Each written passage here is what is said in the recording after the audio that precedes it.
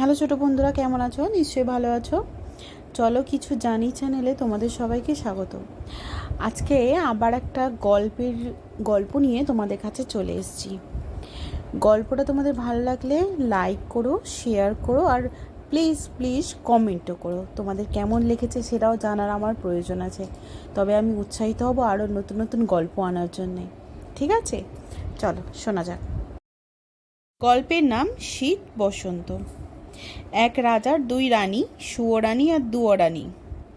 সুয়োরানী যে নুনটুকু উনুন হইতে নখের আগায় আঁচড় কাটিয়া ঘরকন্যায় ভাগ বাটিয়া সতীনকে একপাশ করিয়া দেয়। দুঃখে দুয়োরানীর দিন কাটে। সুয়োরানীর ছেলে পিলে হয় না। দুয়োরানীর দুই ছেলে, শীত আর বসন্ত। আহা, ছেলে নিয়া দুয়োরানীর কি যন্ত্রণা! রাজার রাজপুত্র সৎ মায়ের গঞ্জনা খাইতে খাইতে দিন যায়।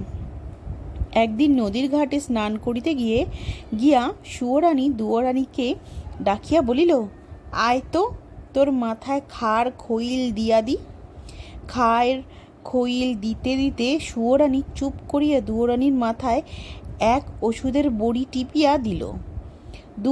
দুঃখিনী দুয়োরানী টিয়া হইয়া টি টি করিতে করিতে উড়িয়া গেল।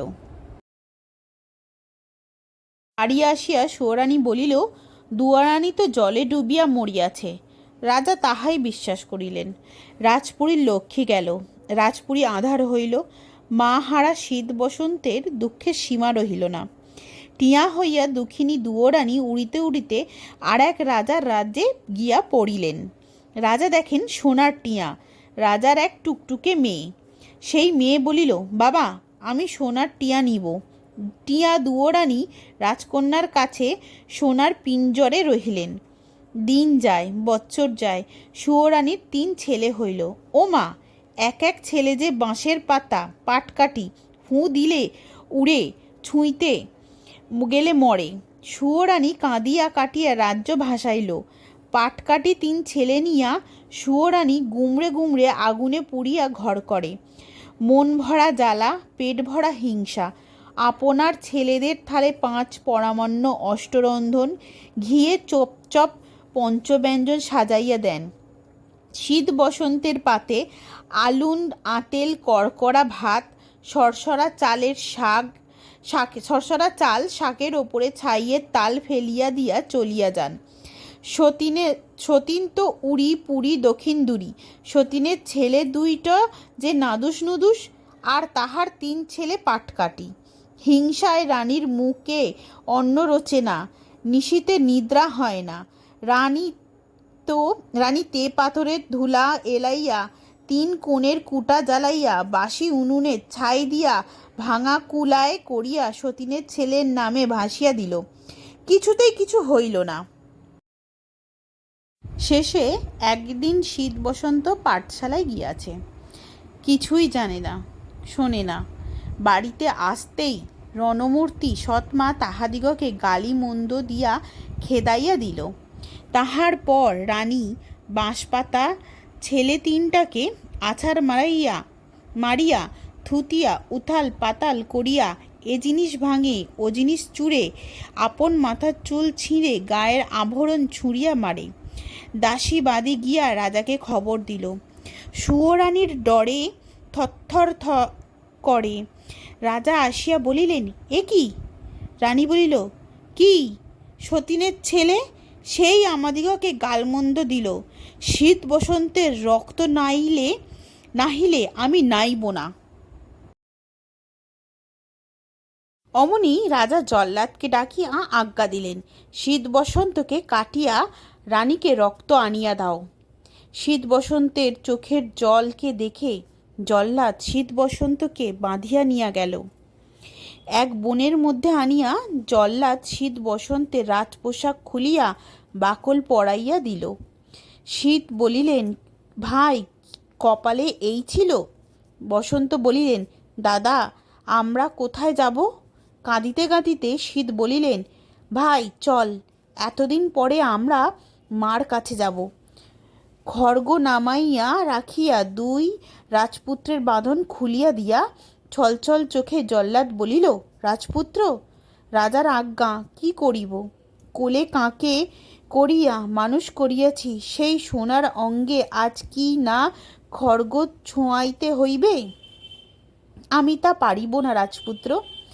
আমার কপালে যা থাকে থাকুক, এই বাকল চাদর পরিয়া বনের পথে চলিয়া যাও, কেহ আর রাজপুত্র বলিয়া চিনিতে পারিবে না। বলিয়া শীত বসন্তকে পথ দেখাইয়া দিয়া দুইটি শেয়াল কুকুর কাটিয়া জল্লাদ রক্ত নিয়া রানীকে দিল। রানী সেই রক্ত দিয়া স্নান করিলেন। খিলখিল করিয়া হাসিয়া আপনার 3 ছেলে কোলে 5 পাত সাজাইয়া খাইতে বসিলেন। শীত বসন্ত 2 ভাই চলেন, বন আর ফুরোয় না। শেষে 2 ভাইয়ের এক গাছের তলায় বসিলেন। বসন্ত বলিলেন, দাদা, বড় তৃষ্ণা পাইয়াছে, জল কোথায় পাই? শীত বলিলেন, ভাই, এত পথ আসিলাম, জল তো কোথাও দেখিলাম না। আচ্ছা, তুমি বসো, আমি জল দেখিয়া আসি। বসন্ত বসিয়া রহিল। শীত জল আনিতে গেলেন। যাইতে যাইতে অনেক দূরে গিয়া শীত বনের মধ্যে এক সরোবরে দেখিতে পাইলেন। জলের তৃষ্ণায় বসন্ত না জানি কেমন করিতেছে, কিন্তু কিসে করিয়া জল আনিবেন? তখন গায়ের এক চাদর, সেই চাদর খুলিয়া শীত সরোবরে নামিলেন। সেই দেশের যে রাজা মারা গিয়াছেন, রাজার ছেলে নাই, পুত্র নাই, রাজ সিংহাসন খালি পড়িয়া আছে। রাজ্যের লোকজনেও শ্বেত রাজহাতির পিঠে পাট সিংহাসন উঠাইয়া দিয়া হাতি ছাড়িয়া দিল। হাতি যাহার কপালে রাজটিকা দেখিবে, তাহাকে সিংহাসনে উঠিয়া দিয়া আসিবে, সেই রাজ্যের রাজা হইবে। সিংহাসনে উঠে শ্বেত রাজা হাতি পৃথিবী ঘুরিয়া কাহারও কপালে রাজটিকা দেখিল না। শেষে কি ছুটিতে যে বনে শীত বসন্ত, সেই বনে আসিয়া দেখে এক রাজপুত্রর গায়ের চাদর ভিজাইয়া সরোবরে জল আনিতেছে। রাজপুত্রর কপালে রাজটিকা দেখিয়া শ্বেত রাজহাতি অমনি সুর বাড়াইয়া শীতকে ধরিয়া সিংহাসনে তুলিয়া নিল। ভাই বসন্ত করিয়া শীত কত কাঁদিলেন। হাতি কি তাহা মানে? বন জঙ্গল ভাঙিয়া পাট হাতি শীতকে পিঠে করিয়া ছুটিয়া গেল, জল আনিতে গেল। দাদা আর ফেরে না। বসন্ত উঠিয়া সকল বন খুঁজিয়া দাদা দাদা বলিয়া ডাকিয়া খুন হইল। দাদাকে যে হাতিতে নিয়াছে বসন্ত তো তাহা জানে না। বসন্ত কাঁদিয়া কাঁদিয়া সারা হইল। শেষে দিন গেল, বিকাল গেল, সন্ধ্যা গেল, রাত্রি হইল। তৃষ্ণায় ক্ষুধায় অস্থির হইয়া দাদাকে হারাইয়া কাঁদিয়া কাঁদিয়া বসন্ত এক গাছের তলায় ধুলা মাটিতে শুইয়া ঘুমিয়া পড়িল। মায়ের বুকের মানিক ছাই পাশে গড়াগড়ি গেল। খুব ভোরে এক মুনি জপ তপ করিবেন, জল আনিতে সরোবরে যাইতে দেখেন কোনো এক পরম সুন্দর রাজপুত্র গাছের তলায় ধুলা মাটিতে পড়িয়া আছে। দেখিয়া মুনি বসন্তকে বুকে করিয়া তুলিয়া নিয়া গেলেন। শ্বেত রাজহাতির পিঠে শীত তো সেই নাই রাজার রাজ্যে গেলেন। যাইতেই রাজ্যের যত লোক আসিয়া মাটিতে মাথা ছোঁয়াইল। মন্ত্রী, আমত্ত, সেপাই শান্ত্রীরা সকলে আসিয়া মাথা নোয়াইয়া সকলে রাজসিংহাসনে তুলিয়া নিয়া শীতকে রাজা করিল। প্রাণের ভাই বসন্ত, সেই বসন্ত বা কোথায়? শীত বা কোথায়? দুঃখিনী মায়ের 2 মানিক মোটা ছিঁড়িয়া 2খানে পড়িল। রাজা হইয়া শীত ধনরত্ন মণিমাণিক্য হাতি ঘোড়া সিপাই লস্কর লইয়া রাজত্ব করিতে লাগিলেন। আজ এ রাজাকে হারাইয়া দিয়া তাহার রাজ্য নেন, কাল ও রাজাকে হারাইয়া দিয়া তাহার রাজ্য আনেন। আজ মৃগয়া করেন, কাল দিগ্বিজয়ে যান। এই রকমে দিন যায়।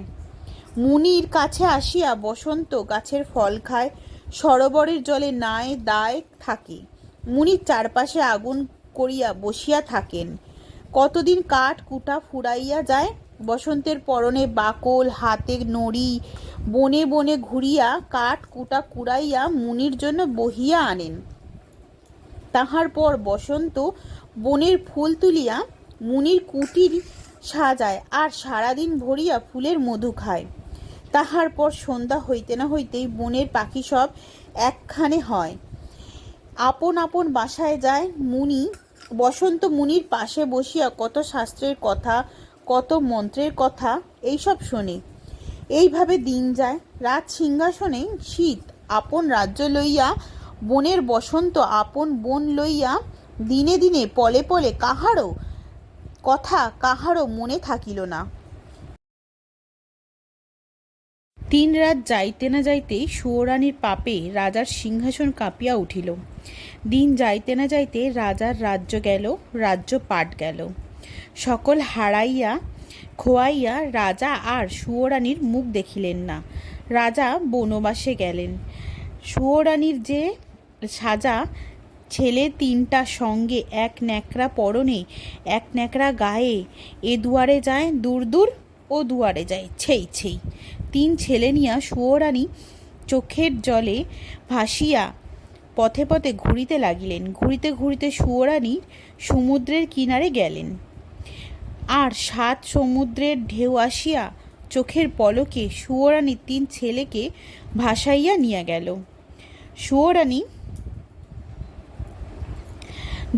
সুয়োরানী কাঁদিয়া আকাশ ফাটাইল।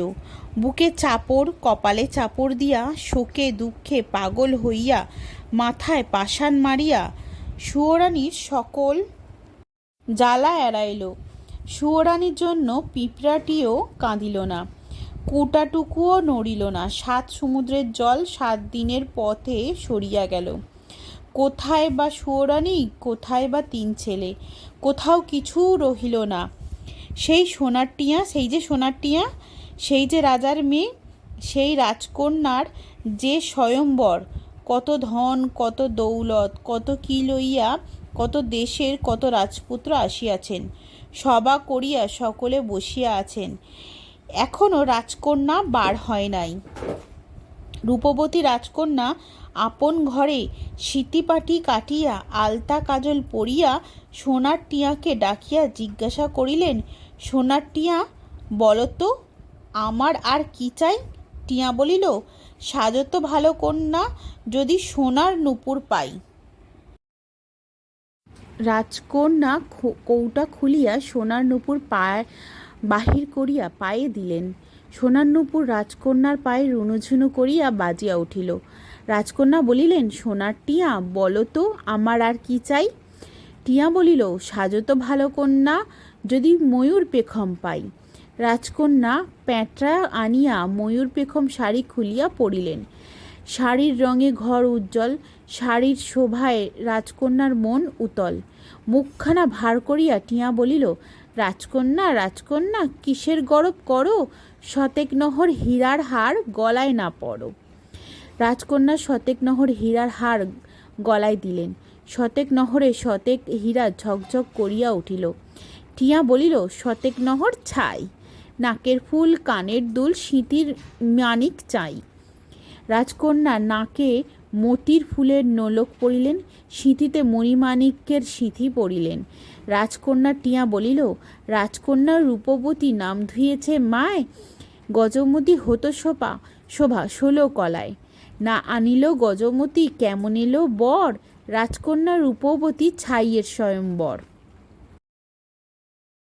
রূপবতী রাজকন্যা গায়ের আভরণ, পায়ের নূপুর, ময়ূর পেখম, কানের দুল ছুঁড়িয়া ছিঁড়িয়া মাটিতে লুটাইয়া পড়িলেন।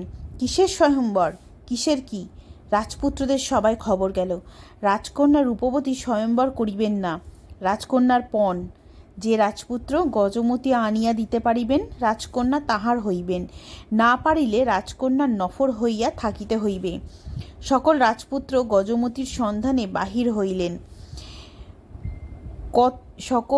কত রাজ্যের কত হাতি আসিল, কত হাতির মাথা কাটা গেল। যে সে হাতি কি গজমতি থাকে? গজমতি পাওয়া গেল না। রাজপুত্ররা শুনিলেন, সমুদ্রের কিনারে হাতি, তাহার মাথায় গজমতি। সকল রাজপুত্রে মিলিয়া সমুদ্রের ধারে গেলেন। সমুদ্রের ধারে যাইতে না যাইতেই একপাল হাতি আসিয়া অনেক রাজপুত্রকে মারিয়া ফেলিল। অনেক রাজপুত্রের হাত গেল, পা গেল। গজমতি কি মানুষে আনিতে পারে? রাজপুত্রেরা পলাইয়া আসিলেন। আসিয়া রাজপুত্রেরা কি করেন? রূপবতী রাজকন্যার নফর হইয়া রহিলেন। কথা শীত রাজার কানে গেল। শীত বলিলেন, কি, রাজকন্যার এত তেজ? রাজপুত্রদিগকে নফর করিয়া রাখে? রাজকন্যার রাজ্য আটক করো। রাজকন্যা শীত রাজার হাতে আটক হইয়া রহিলেন। বন্ধুরা, এই গল্পটা এই পর্যন্ত থাক। আবার পরের অংশ দ্বিতীয় পর্বে বা পরের পর্বে আবার তোমাদের কাছে নিয়ে আসবো আমি। ঠিক আছে? ভালো থেকো। টাটা।